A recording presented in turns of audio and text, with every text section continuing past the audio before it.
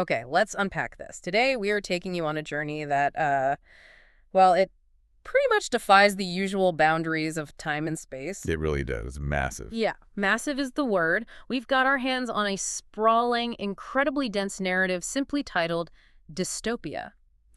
So for those of you out there who track modern allegorical fiction, your mission today is to follow us along this epic chronological timeline. Right, from the very, very beginning. Exactly. We are starting from the literal genesis, microscopic space dust, and we're tracing the evolutionary and psychological path all the way through what the text calls Chapter 7 of this incredible story. Which is a huge chunk of world building. It is. Think of this narrative as a grand cosmic creation myth, but one that is meticulously engineered as a cautionary tale for modern society.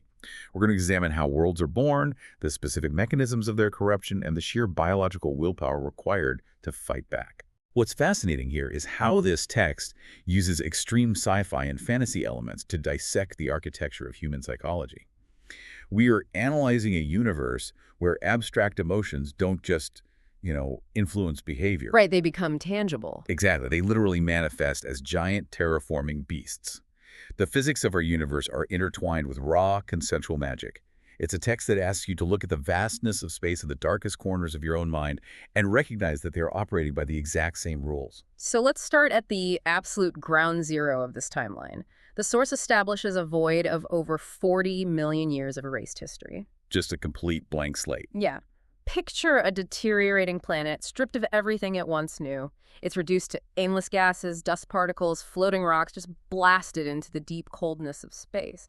But hidden within that floating space dust, there is a biological anomaly, a survivor. The microbe's survival in early evolution presented here is, well, it's the crucial anchor for the entire mythos. Deep inside a weightless traveling rock structure, these tiny dormant microbes actually survived the horror of their exploding home planet. Which is insane to think about. Right. The text describes these microbes as possessing a first consciousness. They are unwittingly hibernating, completely unaware of the cosmic calamities outside. They're driven by a singular unconscious directive, just to survive at all costs. And the author weaves hard, literal science right into the fabric of this poetic creation myth, which I love, though they tweak the mechanics a bit to serve the narrative. They definitely do. The text describes how quarks bound together to form protons and neutrons, which then captured electrons to build atoms. And those atoms collided over millions of years to form solid matter. That created a literal physical safety barrier for these microbes to travel the freezing radioactive vacuum of space. So we're seeing the hard mechanical reality of particle physics acting as a protective vessel for this delicate, almost spiritual spark of consciousness.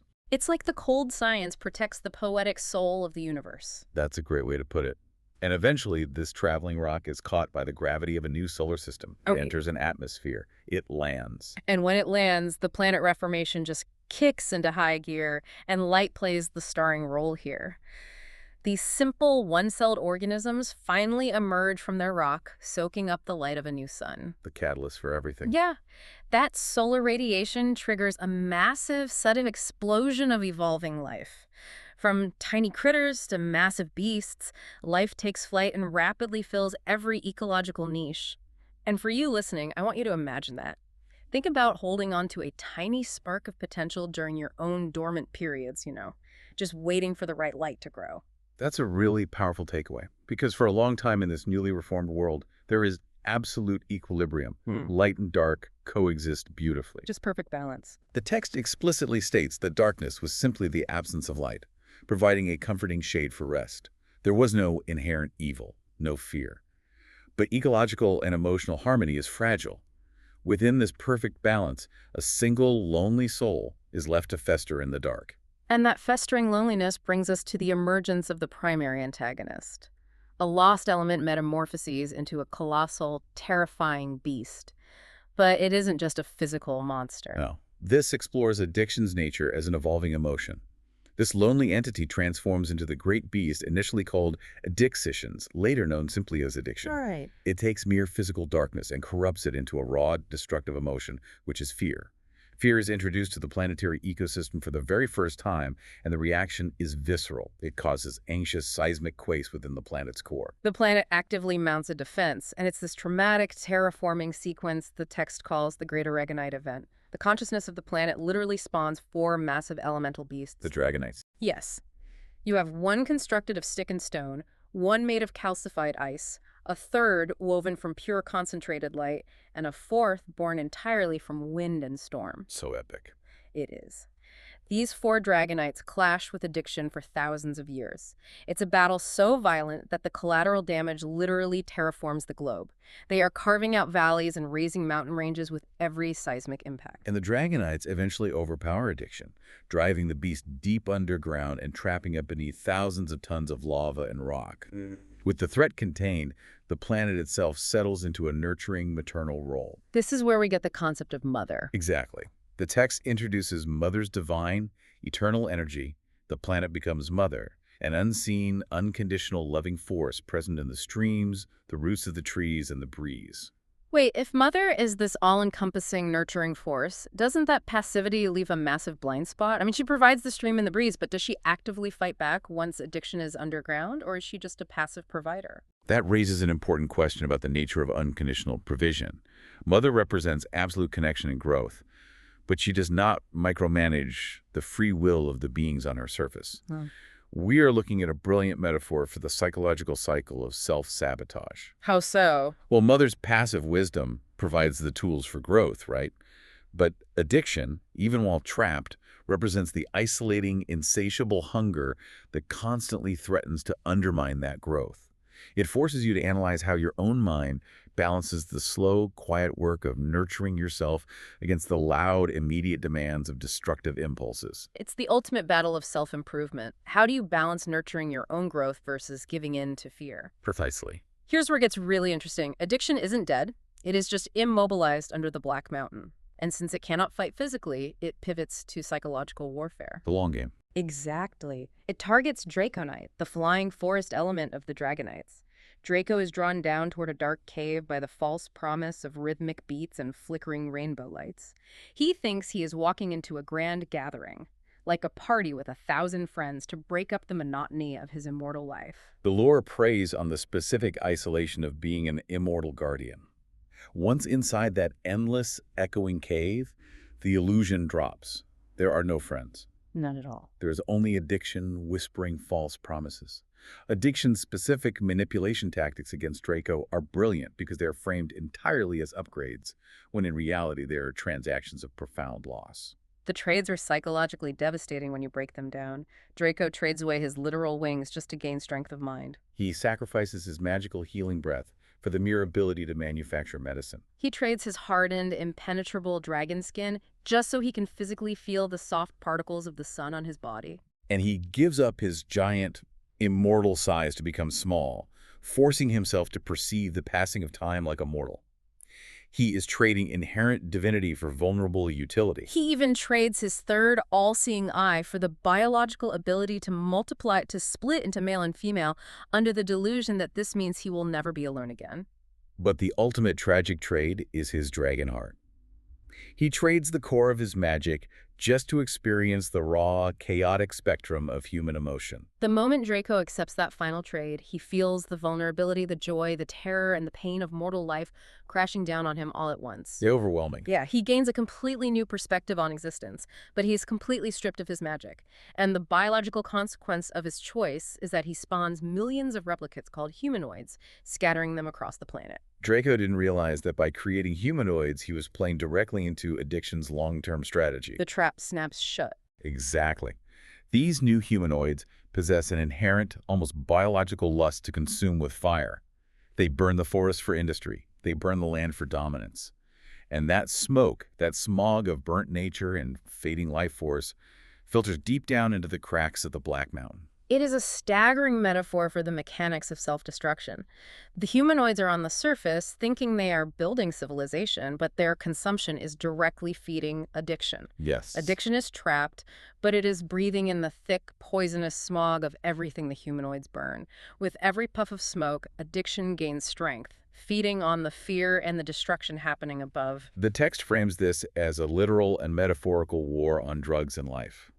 When you analyze addiction's traits, its insatiable hunger, its manipulation, its drive to isolate its victims in the dark, you see a direct architectural blueprint of how populations can be controlled and hollowed out from within. Just by encouraging them to feed their own darkest habits, it's so relevant to modern personal struggles. The things we reach for to fill a void usually just make the void bigger. Without a doubt. So all this rapid, chaotic evolution happening on the ground makes me think about the broader mechanics of this universe. The source text actually shifts its focus here to speak to us almost like evolutionary biology students, tracking the humanoid descent. Right, following Draco's trades, the humanoids scatter across the globe trying to survive the ecological devastation caused by their own destructive habits. They have to adapt fast. But you do. Unpredictable genetic drift occurs as they use their newly acquired free will to consciously evolve, adapting to whichever harsh environment they find themselves in. The text offers these beautifully surreal examples of how past lives echo in current physical traits. It posits that the air captured beneath the wings of bats and birds hides the genetic memory of humanoid fingers that stretched and turned to wings over millennia. It claims that wild stallions running free hold fragmented humanoid souls behind their reflective eyes. It even suggests that the inner bone frames of giant whales resemble humanoids, structurally altered by the desperate necessity to dive deep and escape the surface wars. It is a highly poetic interpretation of DNA and ancestral memory. But the evolutionary tree in this text has a deeply corrupted branch. We have to examine the dark fate of the Orcrakai descendants. The ones who stayed behind? Yes. While some humanoids sought refuge in the oceans or the skies, others remained geographically bound to the Black Mountains where addiction resides. They surrendered completely to the smog. Precisely. Corrupted by the thick, poisonous atmosphere and raised in perpetual darkness, these humanoids devolved into pure demonic forces. They became the Orcrakai. Mindless, hairless, wolf-like creatures and magma giants. They lost all free will, serving only the directives of darkness with an insatiable appetite to burn and consume whatever was left of the natural world. We have this gritty, desperate ground war happening, but then the narrative executes a massive perspective shift. The text zooms way out to a completely different world, introducing a mathematical professor who is trying to quantify the mechanics of the universe. The profound realization this professor arrives at centers entirely on chaotic existence. Okay, break that down for us. He notes that the universe operates on unpredictable, microscopic forces. Protons, photons, and electrons, popping in and out of reality seemingly at random. Right. He theorizes that the universe's chaos and creation are mathematically identical to thoughts popping in and out of a human mind. It reframes the entire scale of the story. If a thought can create a physical action, then perhaps the entire universe is as fragile as a soap bubble caught in the wind. The cosmos might simply be a thought passing in and out of a much larger consciousness. That soap bubble theory is wild when you contrast it with the grounding influence of mother's love we discussed earlier. In a universe that might literally just be a chaotic, fleeting thought on a cosmic scale, mother's energy acts as the emotional anchor. It's the balance again. Exactly. It is the feeling of belonging that prevents the soap bubble from bursting, which brings us right back down to the ground, to our fallen hero, Drayco. Chapter 7 zeroes in entirely on Drayco's emotional and physical recovery. Stripped of his magic, trapped in his new, fragile humanoid form, Drayco has to learn the humiliating basics of mortal survival. He has to learn the mechanics of walking on two legs, articulating speech with a tongue, and swimming with heavy limbs. It's a complete reset. It is. And once he actually gains enough physical strength, he sets out on a massive, punishing journey. He decides he has to find the remaining Dragonites, his former peers, to seek their counsel and formally apologize for the trades that doomed the planet. He crosses hostile jungles and treacherous rivers, surviving strictly on mortal endurance until he finally reaches the Great Dragon Den, a massive calcified crystal city. But when he finally stands before the Dragonites, he realizes the horrifying consequence of trading away his immortality. The Dragonites appear to have been turned to solid stone. But it's not magic that froze them, it's the relativity of time. Exactly the burden of his choice. Drayco traded his mortal size to become small, forcing him to experience time at a rapid mortal pace. The Dragonites are so vast and ancient that their movements are imperceptibly slow to a humanoid. The text notes that with every single movement a Dragonite makes, an entire tree has time to grow from a seed to maturity. That scale is just hard to wrap your head around. So when Draco falls to his knees and cries out for their guidance, they physically cannot answer him in real time. To Draco, trapped in his fast-paced mortal frame, their judgment is absolute silence. He waits at their feet for so long, watching countless moons pass, that he grows a long golden beard. Eventually, the isolation breaks him. He gives up. Yeah. Fading into the dirt, feeling his body return to nature. And as his physical body shuts down, his consciousness enters a dreamlike spiritual realm. This sequence is the climax of Draco achieving enlightenment. The pool sequence. Yes. In this spiritual space, he is guided by invisible wind spirits to a location known as the Jelly Bean Pool, a mystical, reflective pond surrounded by miniature glowing trees. He is pulled violently underwater, but he does not drown. He undergoes a non-invasive psychological interrogation conducted by the energy of the water itself. The water strips away his defenses. He reads his core motivations. Right. It forces him to face his internal misery, the existential dread of his mortality, and the immense guilt he carries for falling for addiction's deception. But the interrogation isn't just punitive, it shows him crystal-clear visions of the branching futures. He sees addiction's ultimate, horrifying plan for total planetary domination. He sees a timeline where the planet literally explodes from the internal pressure of the smog. But crucially, the water also reveals his descendants. His mortal sons and daughters. Yes. Organizing, fighting back against the darkness, and rising from the ashes of the burnt forests. The water shows him that his trades, while born of deception and weakness, inadvertently created a legacy of life and love that has the capacity to withstand time. If we connect this to the bigger picture, Draco's ultimate choices in this pool serve as a masterclass in radical acceptance. For all of us, really. Absolutely. He has to accept the permanence of his past mistakes in order to find his rhythm again. He listens closely and finally finds a steady rhythmic beat returning to his mortal heart. He makes the conscious choice to accept his humanoid form. He rises from the depths of the pool. And this is where he meets his counterpart, Phee. She is a newly manifested humanoid, representing the other half of the magical essence he split when he traded his third eye to multiply. By embracing life with Phee, he stops running from his physical frailty. He steps fully into his role, not as an immortal guardian, but as a mortal protector and a king. Which brings us to the end of this leg of the journey. So, what does this all mean? It's a lot to take in. We have tracked a staggering evolutionary line today. We went from microscopic dust drifting in the freezing void of space to a divine dragon who traded it all away, to a fully realized, enlightened King Draco who accepts his fractured humanity in order to fight a literal mountain of fear. We are looking at a text built on profound poetic symmetry. Think back to the very beginning of the timeline.